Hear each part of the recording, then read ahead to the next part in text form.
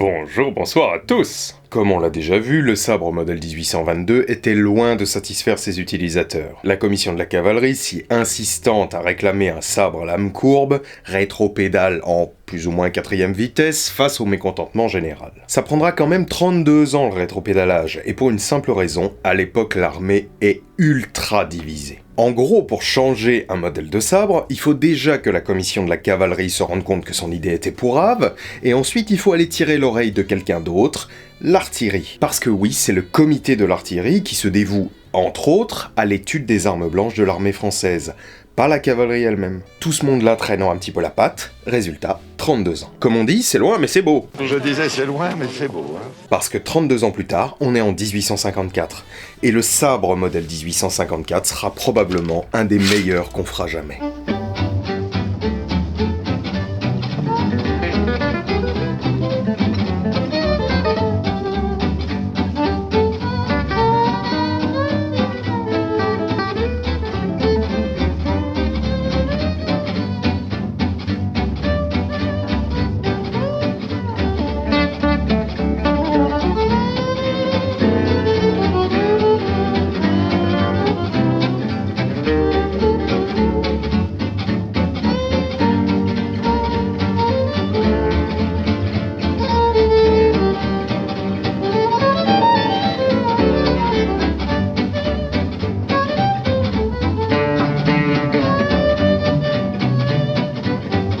Alors, le bestiau. D'ordinaire, je vous dirais bien qu'il fait 1,3 kg hors fourreau, 1,20 m en tout, 1 m de lame, que cette lame est droite, à 4 pans creux, en acier fondu. Comment ça, je viens de le faire ? D'ordinaire, je vous dirais qu'il a une poignée bois, liée à la corde, puis recouverte de basane, et surliée au filigrane de cuivre torsadé. La garde en laiton est à une branche principale et 3 branches secondaires, vous remarquez que la mienne n'en a que 2, patient, je vais vous expliquer pourquoi. Le plateau, quant à lui, a un filet brise-pointe sur tout son pourtour. En fait, je viens de vous le dire. Ouais, bon, alors en fait, c'est pas exactement ce que je voulais vous dire. Ce que je voulais vous dire, c'est très important. Écoutez bien, ouvrez vos oreilles, je vous jure. Ce que je voulais vous dire, c'est qu'il est flutant beau, ce sabre. Oui. Il est si mastoc, ce sabre. L'impression de puissance, de solidité. Ah, quand tu l'as en main, t'as l'impression de pouvoir 1v1 contre un mammouth. On vous croit aux paroles. Ça, c'est un sabre de cavalerie de ligne. Et bon, je sens qu'il va y avoir un rapide rappel à faire parce que je doute que vous soyez tous au point là-dessus. Dans ces années-là, en France, la cavalerie est scindée en 3 grandes composantes. D'une part, vous avez la cavalerie lourde qui compte les cuirassiers, les carabiniers et les grenadiers à cheval. D'autre part, vous avez la cavalerie légère, c'est la plus large des 3 composantes et elle inclut plutôt des corps extrêmement mobiles, du style chasseur à cheval ou hussard. Et entre ces 2 trucs-là, vous avez la cavalerie de ligne. On pourrait dire cavalerie intermédiaire. Chez nous, ça inclut les lanciers et les dragons. Dans un premier temps, donc, notre sabre est destiné aux carabiniers, qui, comme leur nom l'indique, combattent avec une carabine. Sauf que quand il n'y a plus assez de distance, faut bien se mettre à sabater des rouflaquettes, et donc... sabre. Par la suite, 2 autres corps adopteront le modèle 1854 en remplacement de leur 1822 à lame courbe. D'une part, les cuirassiers, qu'on nommait à l'époque cavalerie de réserve, et moyennant le raccourcissement de la lame à 97,5 au lieu d'1 mètre, les dragons. Pour ces 3 composantes, à chaque fois, le dos de la lame est marqué de la manufacture, pour les sabres de troupes c'est Châtellerault, puis du modèle, et donc du corps concerné, et enfin de la date exacte de fabrication de la lame. Justement, pendant qu'on en est à parler de la lame, une innovation de ce sabre, c'est son fil, c'est-à-dire son tranchant. Il est bien plus large que ceux des sabres précédents. Et vous savez pourquoi ? Pour augmenter son espérance de vie. Et vous allez me dire, c'est logique, s'il a un fil plus épais, il résiste mieux au choc. Sauf que c'est pas au choc qu'il doit résister.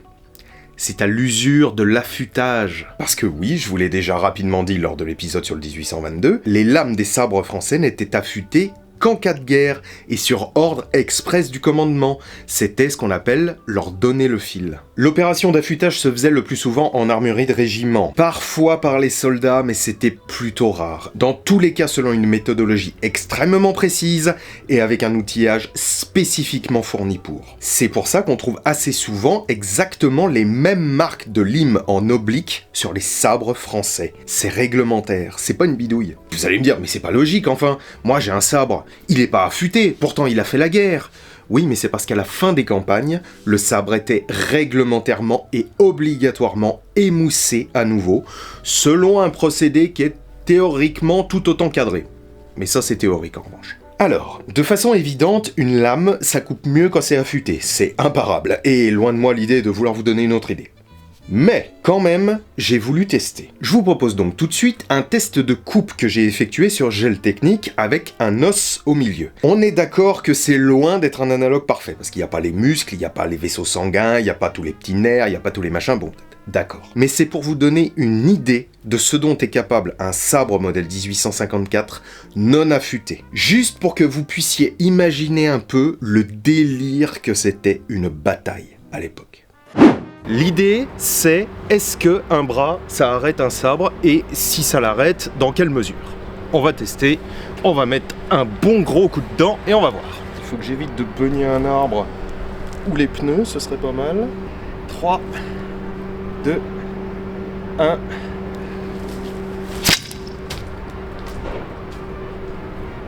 Ok.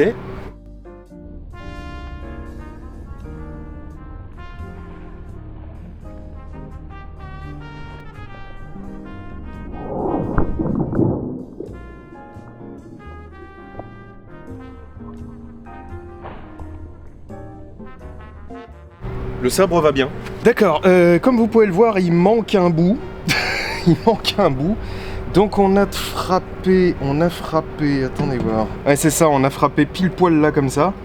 Et donc ça a arraché un bout, mais non. Donc on peut dire qu'on a une plaie, potentiellement. On a de façon sûre un hématome. Reste à voir si, en tout cas, il n'y a pas de fracture à l'intérieur, il n'y a rien. Donc une grosse hémorragie, ça c'est clair, mais on n'est pas coupé en deux. On va réessayer sans les vêtements. Allez, 3, 2, 1. Ah!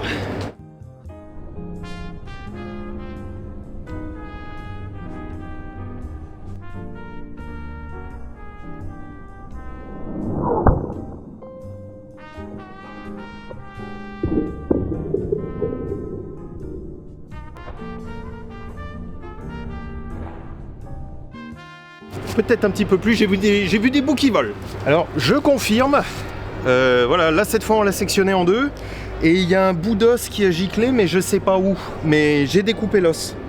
Même assez proprement, pour ne rien vous cacher, voilà. Voilà, c'est plutôt propre. On va retenter encore un coup. 3, 2, 1. Ben, je confirme, j'avais largement assez de force et d'énergie encore pour aller taper dans la pile de pneus qui est derrière. Donc c'est qu'il y en avait de l'énergie, a priori.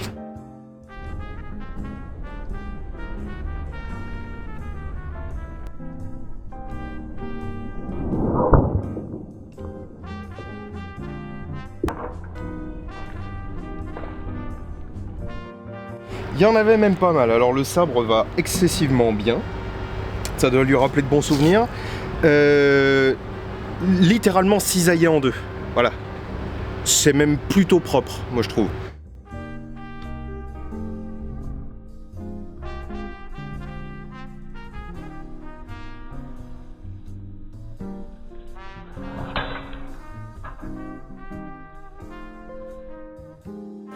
Voilà.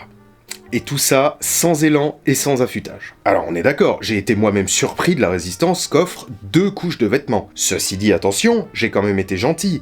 Mon bloc là, il n'était pas fixe, il pouvait largement se balader et donc absorber une grande partie du choc. Étant donné que c'était censé figurer cette partie-là du bras qui normalement est coincée contre le thorax, je trouve que ça équilibre plutôt bien les chances, voyez. Donc malgré la grande approximation de la chose, je trouve ça tout à fait impressionnant. Je pense que vous vous rendez tous compte désormais de ce que pouvait être le carnage d'un combat de taille à l'époque. La taille, c'est quand tu mets des coups latéraux comme ça. Alors, reste qu'en combat à l'époque, la plupart des cavaliers ne travaillent pas de taille justement, mais ils travaillent plutôt des stocks de pointe. En gros, on est sur son cheval comme ça, on le lance à plein galop, on se planque derrière l'encolure, c'est-à-dire le sommet du cou du cheval.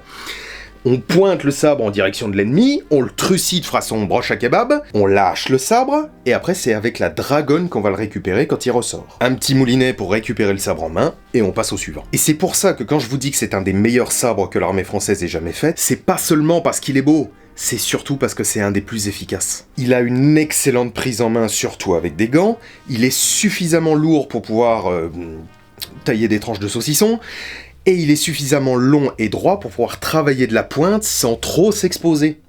On est loin du gars. Reste que la cavalerie ne s'est pas arrêtée là en réalité.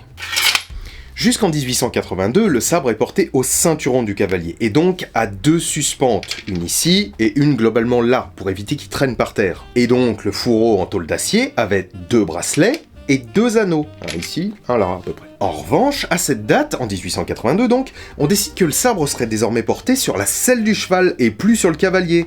Faut dire qu'ils en avaient un peu marre de se faire maltraiter depuis un siècle par les ballottements du fourreau lors du galop. Résultat, on lui supprime l'anneau du bas et ça devient le 1854-82. En dehors de la transformation 82, ce sabre sera décliné en 2 variantes. Une qu'on a systématiquement, c'est la variante d'officier, et faut savoir que quel que soit le modèle, c'est quasi invariablement toujours la même.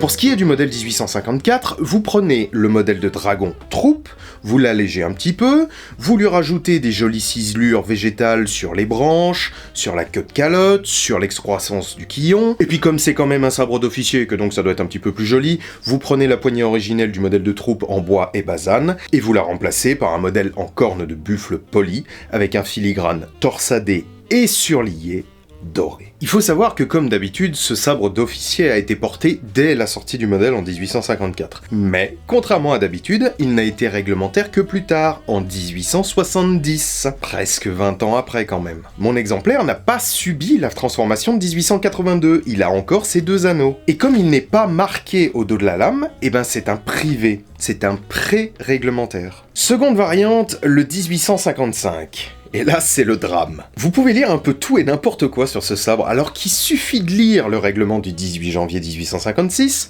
pour savoir que l'appellation sabre d'état-major modèle 1855 est juste, mais elle est incomplète. Petite anecdote historique au passage, le 18 janvier 1856, c'est aussi le jour de la première interdiction faite aux militaires de transmettre des informations relatives à leur service à qui que ce soit d'autre que leur supérieur hiérarchique. Sur l'espionnage, on était un poil à la bourre en France quand même.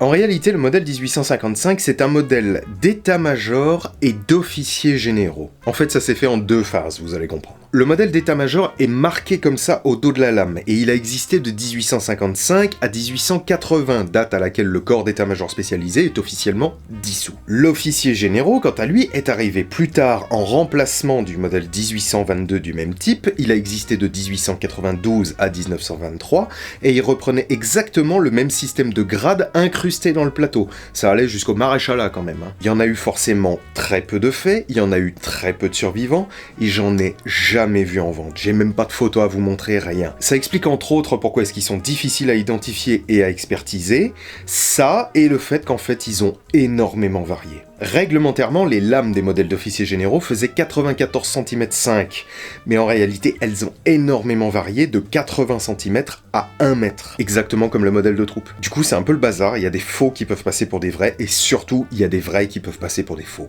En 1880 arrive une nouvelle lame droite, pensée pour être plus facile à faire et plus efficace. À la manufacture de Châtellerault, on monte un modèle d'essai avec ce qui traînait, et en l'occurrence, ce qui traînait, c'était une monture à 4 branches du système 1854. Et de ces cet essai un peu fortuit naîtra 2 ans plus tard, le système de sabre modèle 1882. Prévu à la base pour être un système unique aux 3 composantes de la cavalerie, le modèle 1882 sera en fait détesté par les cuirassiers et les dragons qui se plaignaient de la protection insuffisante de la nouvelle garde à 3 branches au lieu de 4 et de la fragilité excessive de cette nouvelle lame bien plus fine que leur 54 chéri. Ce qui explique pourquoi est-ce que mon sabre modèle 1854-82 a une monture à 3 branches. Les essais ont en fait porté dans les 2 sens. Il y a des montures à 4 branches qui ont été montées avec des lames de 1882, mais aussi des montures à 3 branches montées avec des lames de 1854 pour pallier à la fragilité de celle de 1882. Pour être tout à fait honnête avec vous, le sabre modèle 1882 c'est un de ces très rares exemples de sabres dans l'armée française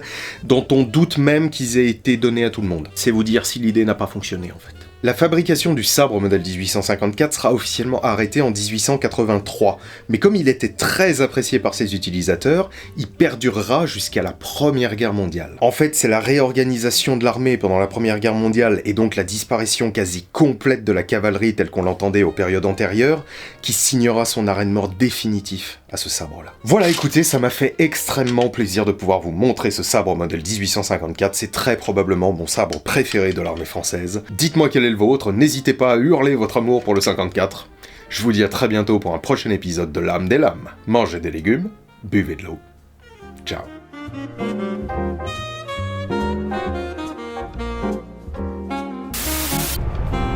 Ok. 3, 2.